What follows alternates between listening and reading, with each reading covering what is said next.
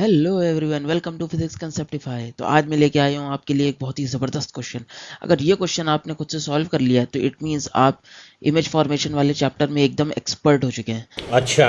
तो चलिए देखते हैं क्या है वो क्वेश्चन। तो ये रहा वो क्वेश्चन आप लोगों की कंप्यूटर स्क्रीन पे।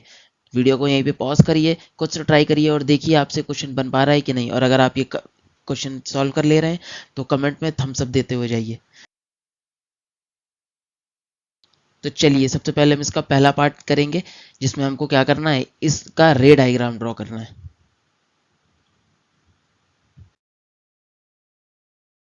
ये रहा उसका रे डायग्राम।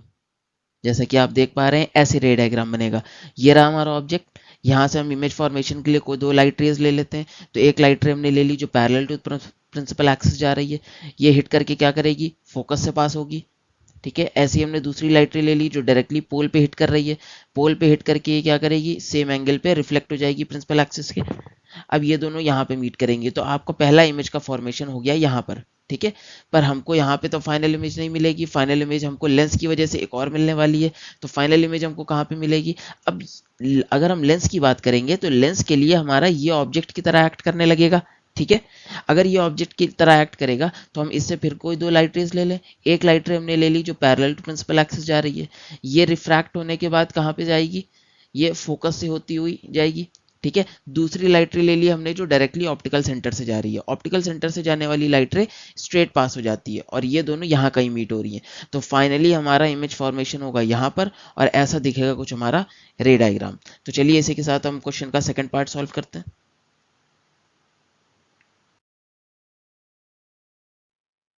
तो चलिए अब सेकंड पार्ट देखते हैं। सेकंड पार्ट में क्या हमसे पूछ रहा है, find the position of the image formed above from the point P. ठीक है, तो ये रहा पी पॉइंट। यहाँ से पूछ रहा है कि इमेज की पोजीशन कितनी है, यानी कि बेसिकली हमसे पूछ रहा है कि यहाँ से लेके पी तक की डिस्टेंस बतानी है हमको। ठीक है, ट्राई करते हैं। सबसे पहले देखिए, पहली इमेज का फॉर्मेशन यहाँ पे हो रहा है। ठीक है, तो ये कहाँ से फॉर्मेशन हो रहा है, ये हो रहा है जब लाइट रे मिरर से रिफ्लेक्ट होके आ रही है। तो अगर मैं मिरर के साथ इमेज का फॉर्मेशन देखूँ तो मुझे u की वैल्यू दे रखी है। ठीक है, 30 है। f की वैल्यू दे रखी है 20 है। तो हम लोग डायरेक्टली मिरर फॉर्मूला लगा देते हैं, 1/f is equals to 1/v minus 1/v plus 1/u। F की वैल्यू कितनी है, क्योंकि ये कॉन्केव मिरर है इसलिए एफ क्या होगा, नेगेटिव में होगा। तो ये हो गया -1/20 सेंटीमीटर इक्वल्स टू 1/v हमें निकालना है -1/u। माइनस क्यों, क्योंकि लेफ्ट साइड पे ऑब्जेक्ट रखा हुआ है मिरर के। तो ये क्या हो गया 30। तो अब हम लोग रीअरेंज कर लें तो हमको मिलेगा 1/v is equals to 1/30 minus 1/20 that is -1/60। v is equals to -60 centimetres. यानी कि हमको ये डिस्टेंस मिल गई, ये डिस्टेंस हमको मिल गई कितनी, 60 सेंटीमीटर्स। ठीक है, अब देखिए c है ऑप्टिकल सेंटर। तो यानी कि ये डिस्टेंस कितनी होगी, फोकल लेंथ की डबल, यानी कि ये होगी 40 सेंटीमीटर। और इमेज तक की डिस्टेंस कितनी है, 60 सेंटीमीटर। इसका मतलब ये बीच की डिस्टेंस कितनी होने वाली है, ये होने वाली है 20 सेंटीमीटर। और ऑप्टिकल सेंटर से सी की डिस्टेंस कितनी दे रखी है क्वेश्चन में, 50 दे रखी है। इसका मतलब ये डिस्टेंस कितनी हो जाएगी, ये हो जाएगी 50 माइनस 20 दैट इज 30 सेंटीमीटर। तो अगर मैं सेकंड इमेज की फॉर्मेशन करूं जो हमारी फाइनल इमेज बन रही है, तो ये कहां से बन रही है, ये हमारी बन रही है लेंस की मदद से। किसकी मदद से, लेंस की मदद से। तो अब यहाँ पे सेकंड इमेज का फॉर्मेशन हो जाएगा। ठीक है, तो इसमें से हम वापस, इसमें हम क्या करेंगे, वापस से लेंस का फॉर्मूला लगाएंगे। इसमें हम लिखेंगे 1/f is equals to 1/v minus 1/u। क्योंकि सेकंड वाली इमेज फॉर्मेशन के लिए ये जो हमारी पहले वाले केस की इमेज बनी है ये ऑब्जेक्ट की तरह एक्ट करेगी और इस ऑब्जेक्ट की हम इमेज निकाल लें।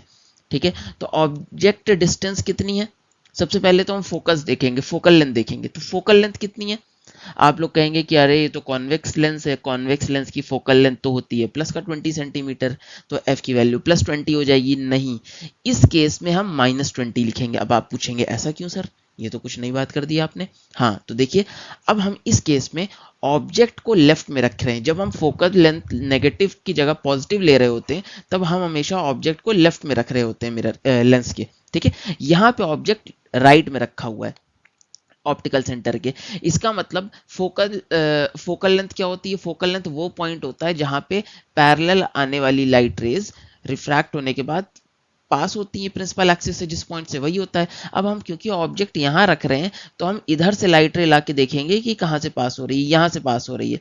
तो ये हमारा बन गया प्रिंसिपल फोकस, और ये किधर है? लेफ्ट साइड पे है ऑप्टिकल सेंटर के। तो हम यहाँ पे इस केस में फोकल लेंथ को नेगेटिव रखेंगे। ये एक बहुत अच्छा कॉन्सेप्ट है, ये आपको ध्यान रखना है ऐसे क्वेश्चन सॉल्व करते वक्त। तो ये बन गया हमारा माइनस का 1/20। ठीक है, फॉर, मैं लिख भी देता हूँ यहाँ पे, for Lenz we will take f is equals to minus 20 centimeters because object is on right side of lens। ठीक है, आई होप यहां तक कि आप लोगों को समझ में आया होगा। जस्ट अ सेकेंड, मैं इसको बॉक्स में कर देता हूं। तो इसकी हो गया 1/v जो हमें निकालना है, माइनस, अब u ऑब्जेक्ट राइट पे रखा हुआ है तो u तो पॉजिटिव रहा, तो ये हो गया 1/30। रीअरेंज करेंगे तो 1/v is equals to 1/30 minus 1/20, that is 2 minus 3/60, that is -1/60। इसका मतलब इस केस में इसको हम, ये हमारा सेकंड वाले केस में v कितना आ गया? माइनस का 60 सेंटीमीटर्स। यानी कि ऑब्जेक्ट कहाँ रखा है? ऑप्टिकल सेंटर से 60 सेंटीमीटर्स की दूरी पे रखा हुआ है। कितनी दूरी पे?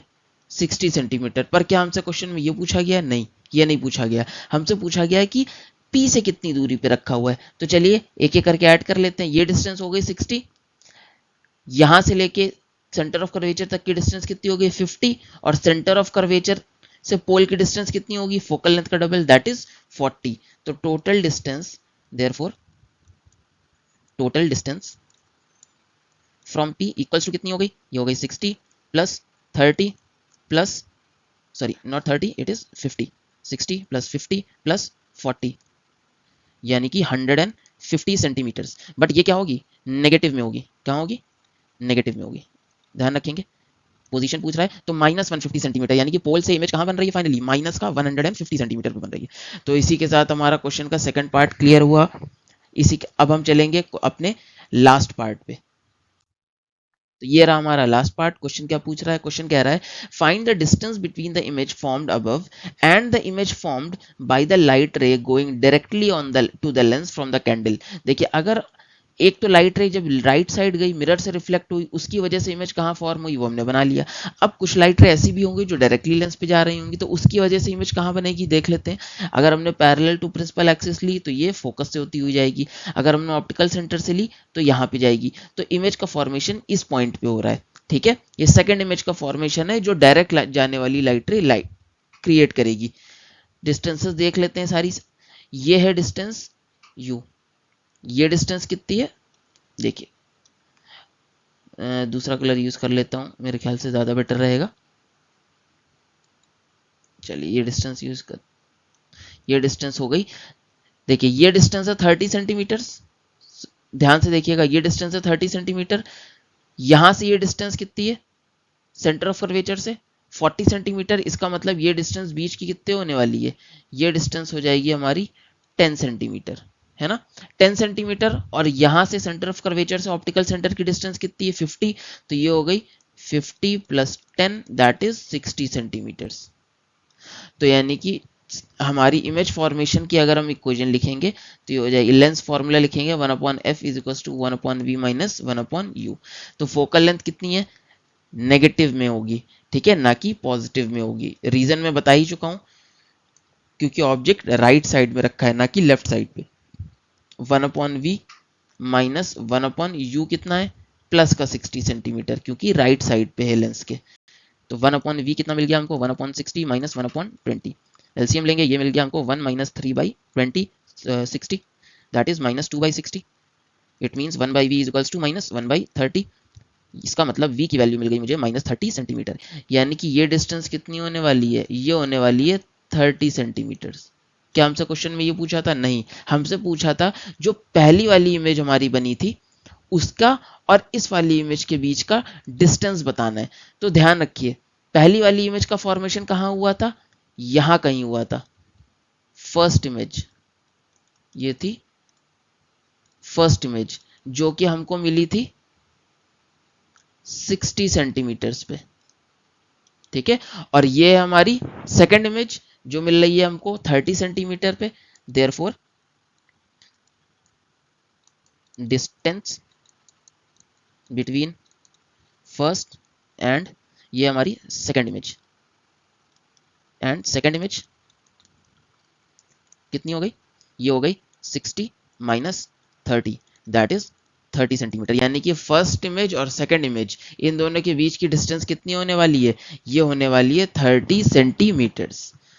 तो यहीं तक का था हमारा सोल्यूशन। ये बहुत ही बढ़िया क्वेश्चन था, जिसने ये क्वेश्चन कर लिया वेल एंड गुड, जो नहीं कर पाया था आई होप यहाँ तक के समझ में आ गया होगा। फिर भी किसी को कोई डाउट है तो कमेंट सेक्शन पे अपना डाउट लिख के जाएगा। तो ये क्वेश्चन हमारा यहीं तक के था। मिलते हैं आपसे नेक्स्ट वीडियो में, तब तक bye bye, take care and study hard.